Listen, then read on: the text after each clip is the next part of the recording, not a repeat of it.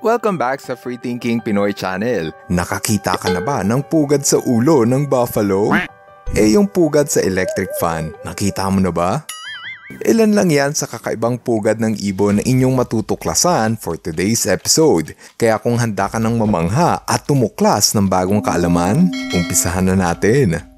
Magsimula tayo sa ibon na mahusay maghabi. Ito ang mask weaver at makikita lang sila sa timog ng Africa. Mukha silang pangkaraniwang ibon ngunit kabibiliban mo ang kanilang husay sa paghabi ng iba't ibang dahon at damo. Bago pa mangitlog ang mga babae, ang mga lalaking ibon ang nakaatang sa trabaho na gumawa ng pugad. Pinagbubuhol-buhol nila ang iba't ibang damo, tambo o di kaya ay dahon ng nyog.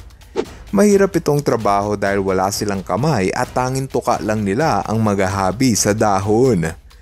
Inaabot sila ng 4 na araw bago nila makumpleto ang istruktura ng bahay. Pagkatapos ng konstruksyon, para na itong pugad na nakalawlaw sa sanga ng puno. Importante ang pugad sa buhay ng mga ibon dahil dito nila palalakihin ang kanilang inakay. Ang pugad ang magsisilbing proteksyon sa anumang panganib gaya ng malakas na ulan, lalong-lalo na sa tuwing may kalaban na mapapadaan. Ito ang eksaktong nangyari sa pamilya ng weaver bird na inatake ng ahas. Dahil sa komplikadong disenyo ng pugad, nahirapan ng ahas na pumasok. Hindi rin niya makita ang mga inakay, samantalang mga ibon ay todo atake sa kalaban. Sa huli, hindi nagtagumpay ang ahas sa kanyang plano at tuluyan na niyang inabandona ang pugad. Iba naman ang mga hummingbird dahil meron silang kakaibang taktika.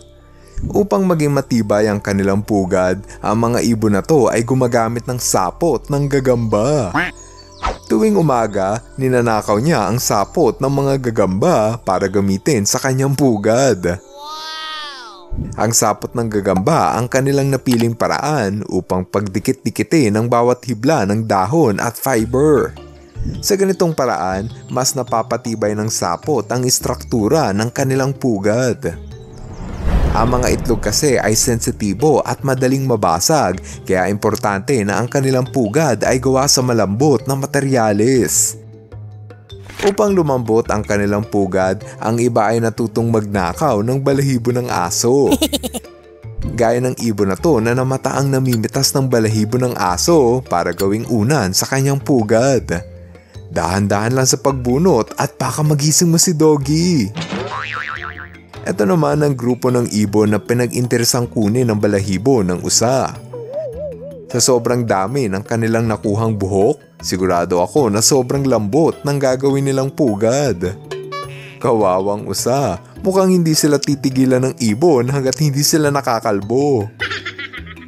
Isa marahil sa pinaka-nakamamanghang pugad ay ang pinagtulungang buuhin ng sociable weaver. Ang pugad na ito ay may lapad na umaabot ng 15 feet at kayang bumigat ng 40 kilos. Nakatira rito ang halos 100 pares ng ibon na bumubuo na parang isang maliit na komunidad. Nakamamanghang isipin na ang ganito kalaking pugad ay nabuo dahil sa pagtutulungan ng mga weaver bird. Ang kanilang tahanan ay mabisang proteksyon laban sa mga gutom na ahas at ito rin ang kanilang silong laban sa matinding init tuwing tag-araw. Kung walang ibang puno, itinatayo nila ang kanilang pugad sa poste ng kuryente. Bumaliko na nga ang kahoy sa sobrang bigat. Bago tayo magpatuloy, pindutin mo muna ang like button sa ibaba ng video. Maraming salamat! Maraming ibon ang todo effort sa paggawa ng pugad, ngunit may mangilan-ngilan na walang paki sa lokasyon ng pugad. Gaya ng ibon na to na nilagay ang pugad sa likod ng ceiling fan. Wais ang ibon na to dahil sa ganitong paraan, matatamaan ng LSE ang sinumang lalapit sa kanyang pugad. Iba naman ang trip ng ibon na to. Paano ba naman? Nilagay kasi niya ang kanyang pugad sa likod mismo ng electric fan. Feeling ko, nilagay niya dyan ang itlog para laging malamigan. Ito naman ang ibon na nagsawa ng tumira sa gubat at naisipang manirahan sa syudad. Yun nga lang, squatter siya sa traffic light. Pero okay lang yan dahil meron silang libreng ilaw. Sa lahat ng pugad, ito na ata ang pinakamalupit. Sa dinami-dami ng puno sa paligid, sa ulo pa ng buffalo ang napiling pwesto. Ano sa tingin mo? Totoo ba ito o fake? Sa lahat ng mga ibon, ang puto bird ang pinakatamad. Paano ba naman? Hindi na kasi ito gumagawa ng pugad kaya pinapatong lang nila ang kanilang itlog sa uka ng kahoy. Nililimliman nila ang itlog habang nakatayo, nakatingala at nagpapanggap na kahoy. Para sa mga puto bird, mas ligtas ang itlog sa ganitong lugar kaysa ilagay nila sa pugad. Sa mainit na disyerto ng Mexico, ang mga kwago ay nakaisip ng magandang pwesto para sa kanilang pugad. Yan ay ang magtago sa loob ng cactus. Malilim at malamig ang loob ng cactus kaya dito sila bubuo ng pugad. Balot pa ng tinik ang cactus kaya walang predator ang nahihikayat na lumapit sa kanilang pugad.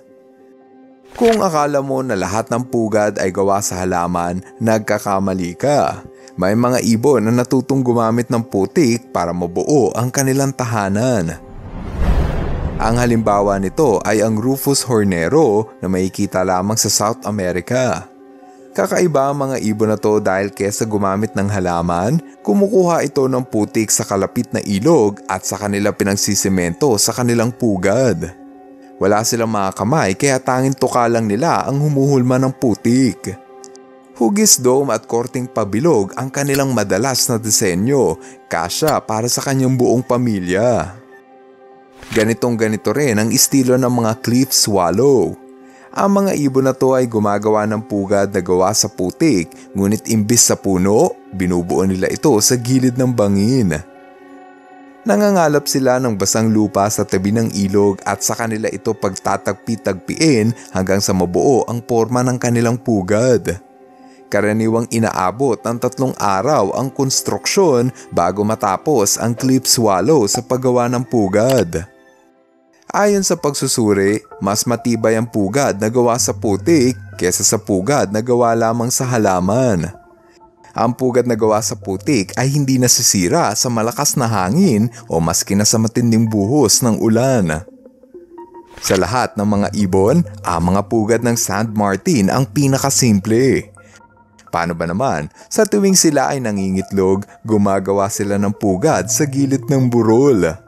Yang mga nakikita mong butas, yan ang mga pugad ng mga Sand Martin. Nakakatuwang isipin na ang maliit na ibon ay kayang humukay ng butas na may lalim na 3 talampakan. Mahalaga sa mga Sand Martin ang tumira sa loob ng butas dahil pinoprotektahan sila neto laban sa matinding init ng araw. Halos magkakatabi lang din ang kanilang pugad kaya para silang magkakapit-bahay. Ang tawag sa ugali ng mga ibon na magsama-sama tuwing nangingitlog ay commensal nesting. Nagaganap ang commensal nesting sa tuwing magkakatabi ang bawat pugad ng mga ibon. Ang ilan sa halimbawa ng commensal nesting ay ang cormorant na kitang-kita sa video kung gaano kalapit ang pugad ng isa't isa. Matatawag din commensal nesting ang pugad ng sociable weaver na una na nating natalakay. Ginagawa ito ng mga ibon dahil pakiramdam nila ay mas ligtas sila tuwing sila ay nagsasama-sama at magkakatabi. Ganyan din ang saloobin ng mga flamingo. Sa tuwing sila ay nangingitlog, gumagawa sila ng pugad na mukhang nuno sa punso. Sigurado ako ngayon mo lang nadiskubre na sa putikan pala nangingitlog ang mga cute na flamingo. Mano-mano nilang hinuhukay at kinukolekta ang lupa upang mabuo ang pugad na gawa sa putik. Ang bawat pugad ay may tigi-isang itlog na inaabot ng 1 buwan bago mapisa. Dito sa Australia, may pambihirang ibon na may kakaibang paraan ng pangingitlog. Ito ang mga Mallee fowl at kasing laki lang ito ng ordinaryong manok. Sa tuwing sila ay nangingitlog, gumagawa sila ng malaking hukay sa lupa na may lapad na 9 feet at taas na 3 feet. Paspasang paghuhukay ang kailangan gawin ng mga Mallee fowl para lang mabuo ang tamang sukat na kailangan para sa pugad.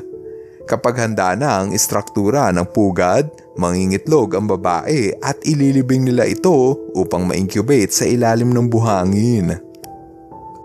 Kung tutungo naman tayo sa kuweba ng Southeast Asia, dito mo matitikman ang marahil pinakamasarap na pugad. Wow! Ang tinutukoy ko ay ang pugad ng swiftlet. Upang mabuo ang pugad, hinahaluan nila ito ng kanilang mismong laway. Ang laway ng swiftlet ang siyang magpapatibay sa konstruksyon ng pugad. Nakakadiri man itong pakinggan, ngunit sa maniwala ka man o hindi, ang pugad ng mga swiftlet ay naibibenta sa mataas na halaga. Ang kanilang pugad ang pangunahing ingredient para sa paggawa ng bird nest soup. Ayon sa mga nakatikim na neto, ang laway daw ng swiftlet ay ubod ng sarap, lalo na pag hinalo ito sa sabaw. Ang 1 kilo ng bird nest ay pwedeng umabot ng 90,000 pesos kada kilo, kaya naman maraming hunter ang nagkakandara pa sa pangungolekta ng pugad nito.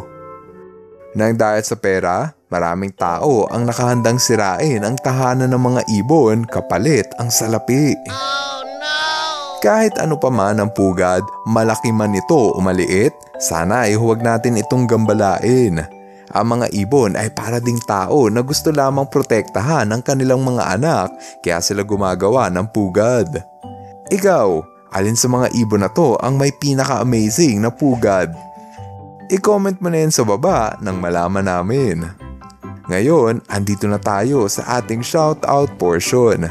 Hello kay Mary Kate Hernandez, Marvin Salas, Ian Harbion Bagol, John Deriada, Zach Abos, Carl John Ostan, at kay Cecilia Crisostomo. Maraming salamat sa inyong panunood. Now see you guys on my next video. Ka-FTP viewers, thank you so much sa panunood mo na aking video. Kung nagustuhan mo ang video na ito, subscribe na sa FTP channel. Don't forget to hit the bell button para updated ka sa mga bagong videos. Paalam!